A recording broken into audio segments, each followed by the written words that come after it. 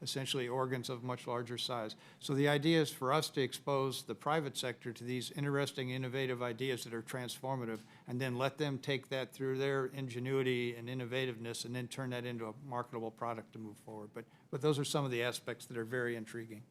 Thank you. I yield back, Madam Chair. Thank you. Thank you, Mr. Christ. The chair now recognizes Mr. Brooks for 5 minutes. Mr. Stallmer, the National Lab is a key driver of private activity on board the International Space Station. What setbacks have you seen or experienced that have held back the commercialization of low Earth orbit ISS activities? I wouldn't say setbacks per se, and I'm sure others can speak to technical setbacks that they may have had. I see more of opportunities. I think from a timeline perspective, certainly maybe the funding questions and the timeline of with the extension, streamlining some of the policies that we're looking at in some of the space policy directives on streamlining policies. That's been slower than we would hope for. But from a more optimistic perspective, I see the progress that commercial industry has made. When one of the reports was cited that were pessimistic of the growth of, on commercial industry. I also read a report about 10 years ago that was pessimistic about reusable launch vehicles. And 5 years later, now we had reusable launch vehicles, and now we have over 22 vehicles that were launched and re-entered the Earth's atmosphere, and we're reusing them again, reducing the cost to access to space.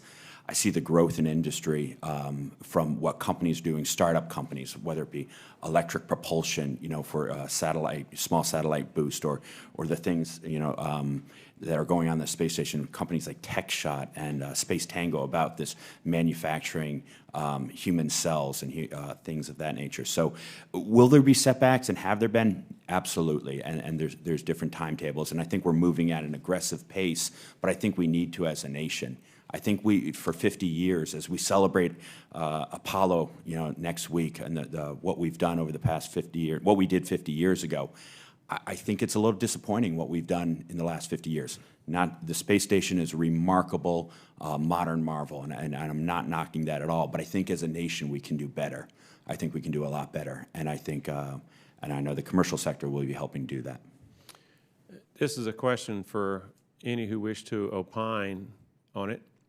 In your judgment, either in percentage terms or dollar terms, how much of a taxpayer subsidy is there for commercialization at the International Space Station?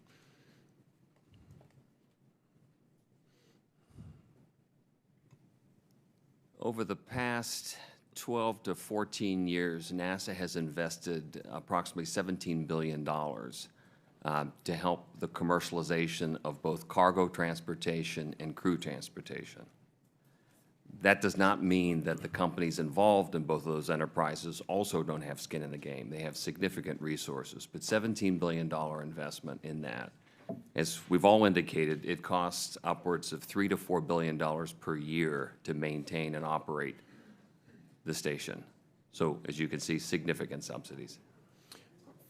My hometown is Huntsville, Alabama. We like to call ourselves the birthplace of the American space program, and as such, I've heard projections, rather optimistic on occasion, that we're just around the corner from having commercialization of space that does not involve much in the way of taxpayer subsidies, either by our country or others, as the case may be with a joint facility like the International Space Station. What needs to be done to truly make commercialization a solely private venture? Is there anything Congress can do where we can eliminate these taxpayer subsidies of these private efforts?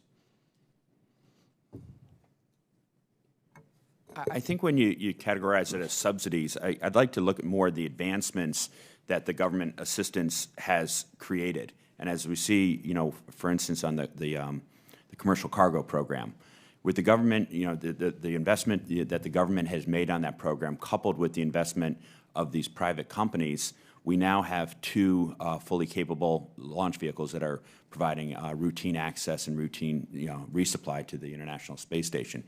So to put a price tag on that investment, well, now we have, these two vibrant companies that are providing services, as well as that we're going to see cargo with Boeing and SpaceX later. Crew with Boeing and SpaceX later this year. The U.S. dominates the global commercial marketplace now. You could not say that 10 years ago, where we had less than 10% of the global market.